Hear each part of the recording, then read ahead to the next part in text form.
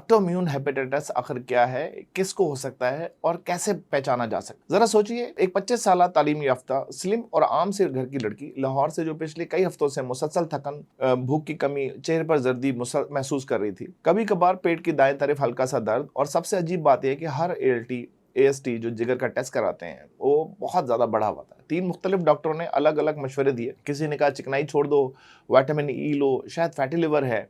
एक डॉक्टर ने तो एंटीवायरल अद्वियात तक शुरू कर दी। हालांकि इसका हेपेटाइटिस बी और सी दोनों नेगेटिव थे। आखिर जब गैस्ट्रोएंटरोलॉजिस्ट के पास, हेपेटोलॉजिस्ट के पास रेफर किया गया तो सच सामने आया।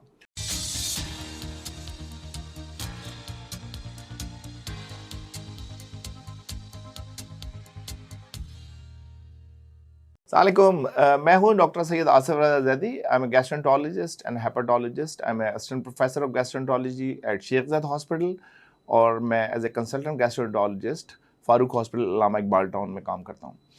आज हम एक अहम बीमारी के बारे में बात करेंगे, जो जिगर की बीमारी, जो बज़ाहिर बहुत खामोश लेकिन अंदर से ही जिगर को आहिस्ता आहिस्ता ख़त्म कर रही होती है और अक्सर डॉक्टरों से भी छुप जाती है। वो हम इस वीडियो में जानेंगे कि ऑटोइम्यून हेपेटाइटिस आखिर क्या है, किसको हो सकता है और कैसे पहचाना जा सकता है। ज़रा सोचिए, एक 25 साल तालीम याफ्ता स्लिम और आम से घर की लड़की लाहौर से जो पिछले कई हफ्तों से मुसलसल थकन, भूख की कमी, चेहरे पर जर्दी महसूस कर रही थी। कभी कभार पेट की दाएं तरफ हल्का सा दर्द, और सबसे अजीब बात यह है कि हर AST जो जिगर का टेस्ट कराते हैं वो बहुत ज़्यादा बढ़ा हुआ था। 3 मुख्तलिफ डॉक्टरों ने अलग अलग मशवरे दिए। किसी ने कहा चिकनाई छोड़ दो, विटामिन ई लो, शायद फैटी लिवर है।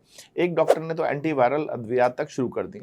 हालांकि इसका हेपेटाइटिस बी और सी दोनों नेगेटिव थे। आखिर जब गैस्ट्रोएंटरोलॉजिस्ट के पास, हेपेटोलॉजिस्ट के पास रेफर किया गया तो सच सामने आया। और वो क्या था? वो ऑटोइम्यून हेपेटाइटिस। ऑटोइम्यून हेपेटाइटिस बज़ाहिर एक ऐसी बीमारी है जिसमें हमारा अपना मुदाफ़ती निज़ाम गलती से जिगर पे ही हमला आवर हो जाता है और जिगर को दुश्मन समझकर तबाह करने लग जाता है और जिगर के ALT AST बढ़ाना शुरू कर देता है। इस मरीज़ा का बार बार alkaline phosphatase and ALT AST 500 से ज़्यादा आता था और बिलिरुबिन भी 5 के करीब पहुंचा हुआ था और ANA बढ़ा हुआ था। ऐसे तमाम मरीज जो यंग पेशेंट्स हैं, फीमेल्स हैं, जिसके अंदर फैटी लिवर डिजीज की तरह LFTs बढ़े हुए होते हैं और बाज़-औक़ात हेपेटाइटिस बी सी भी नेगेटिव आता है। ऑटोइम्यून हेपेटाइटिस को पहचानना इसलिए ज़रूरी है कि बगैर किसी इन्फेक्शन के जिगर को इतना नुकसान पहुंचा सकती है जितना हेपेटाइटिस या BC या काला यरकान पहुंचाता है। नौजवान ख़वातीन में ये बीमारी ज़्यादा पाई जाती है और बदकिस्मती से अक्सर से फैटी लिवर, डिप्रेशन या स्ट्रेस समझकर नज़रअंदाज कर दिया जाता है। अगर वक्त तशख़ीस ना हो तो ये जिगर को सुकेड़ देती है और ये फुलमेंट हेपेटिक फेलियर की तरह भी ज़ाहिर हो सकती है, यानी अचानक मरीज़ को सिवियर लिवर फेलियर के तौर पे भी ये ज़ाहिर हो सकती है। ऐसे मरीज़ों को अचानक लिवर ट्रांसप्लांट की ज़रूरत भी पड़ सकती है अगर जिगर बिल्कुल ही ख़त्म हो जाए। तो इसके अंदर इलाज में पहला कदम जो होता है वो अपनी इम्यूनिटी को कम करने के लिए हम कुछ दवाइयाँ देते हैं, जिसमें प्रेडनिसोलोन, स्टेरॉइड्स हैं, 30 से 40 मिलीग्राम रोज़ाना दी जाती हैं। साथ में बाज़ औक़ात हम कुछ और स्टेरॉइड स्पेरिंग ड्रग्स होते हैं लाइक एज़ाथाइप्रिन, उनको भी शामिल किया जाता है। यहाँ पे एक बात बताता चलूँ कि इन तमाम अद्वियात की जो डोज़ हैं उनको डॉक्टर की हिदायत के मुताबिक इस्तेमाल करना चाहिए। इस यूट्यूब वीडियो के ऊपर से आप देख के किसी भी दवाई का खुद से इस्तेमाल करना नहीं शुरू कर सकते। अपने मुस्तनिद डॉक्टर को ज़रूर दिखाएं और उसके बाद अद्वियात का इस्तेमाल करें। अगर कुछ स्टेरॉइड्स होते हैं जिसमें बुटासिनाइड वगैरह है, वो भी इसमें इस्तेमाल किए जा सकते हैं। ख़ास तौर पे अगर जिगर कमज़ोर पड़ जाए, 6 माह से या 2 साल से इससे ज़्यादा लंबे से अगर बीमारी चल रही हो और तो जिगर काफ़ी जाके आगे कमज़ोर हो सकता है।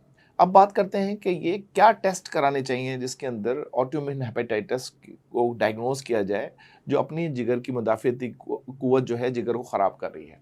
इसमें liver function test, ANA, ASMA, NTLK-M1, AMA levels बहुत ज़्यादा ज़रूरी हैं। दूसरे टेस्ट करना भी बहुत ज़रूरी होता है। मुकम्मल तशख़ीस के लिए आपको बाज़ औक़ात एक्सटेंडेड ऑटोइम्यून प्रोफाइल भी करानी पड़ सकती है और बाज़ औक़ात तशख़ीस के लिए हमें लिवर बायोप्सी की भी ज़रूरत पड़ सकती है। अब सवाल ये पैदा होता है कि कब लिवर बायोप्सी करना चाहिए। तो इसमें ALT AST जिसका बहुत ज़्यादा हो लेकिन कोई वायरल इन्फेक्शन ना हो, ख़ास तौर पे अगर वो नौजवान औरत हो और साथ में खून ज़्यादा, IgG के लेवल ज़्यादा हों, ऑटो एंटीबॉडीज़ ज़्यादा हों जैसे ANA या SMA, तो ऑटोइम्यून हेपेटाइटिस को नज़रअंदाज ना करें। इसके साथ में मरीज़ को थकन, जोड़ों में दर्द या वज़न में कमी जैसी अलामात भी हो सकती हैं। तो ये होता है स्ट्रॉन्ग क्लू और वो भी बहुत ज़रूरी है।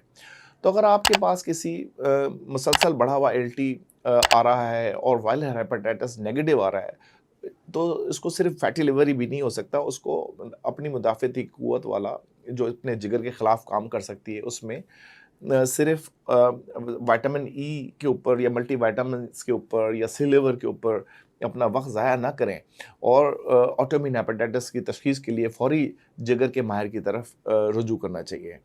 अगर इलाज बर वक्त पहचान लिया जाए, तशख़ीस सही तरीके से हो जाए, तो इलाज बहुत तरीके से, बहुत आसानी के साथ किया जा सकता है और जिगर के सिकुड़ने के अमल की तरफ जिगर नहीं जाता और जिगर बच सकता है। यहाँ पे एक बात मैं ऐड करता चलूँ कि अगर जिगर ऑटोइम्यून हेपेटाइटिस के साथ सिकुड़ जाए और तिल्ली बढ़ जाए या खून की उल्टी आ जाए या पेट में पानी पड़ जाए, तो फिर मरीज़ की हालत वैसे ही जैसे काले यरकान के मरीज़ के साथ होता है, वैसे ही हो जाती है। ऐसे मरीज़ों का भी आगे चल के ट्रांसप्लांट होता है। बहुत ज़्यादा ज़रूरी है जल्द तशख़ीस हो जाए तो मरीज़ का जिगर सिकुड़ने से बच सकता है और प्रॉपर तौर पे अच्छा सा इलाज हो जाए तो वो सारी ज़िंदगी जो जिगर के मसाइल हैं उसके साथ गुज़ारा कर सकता है। अगर आपको ये वीडियो अच्छी लगी है तो वीडियो को लाइक, शेयर एंड सब्सक्राइब करें और इस चैनल डॉक्टर आसिफ रज़ा ज़ैदी को सब्सक्राइब करना मत भूलें, ताकि आपको मेडिकल गाइडेंस को किसी वक्त पे भी ज़रूरत पड़ सकती है तो दुरुस्त अंदाज में आपको मिलती रहें। याद रखें कि खामोश बीमारियां ज़्यादा ख़तरनाक होती हैं,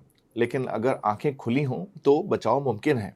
तो इसलिए बर वक्त मुआलिज से मिलना और सही मुआलिज से मिलना बहुत ज़्यादा ज़रूरी है। शुक्रिया।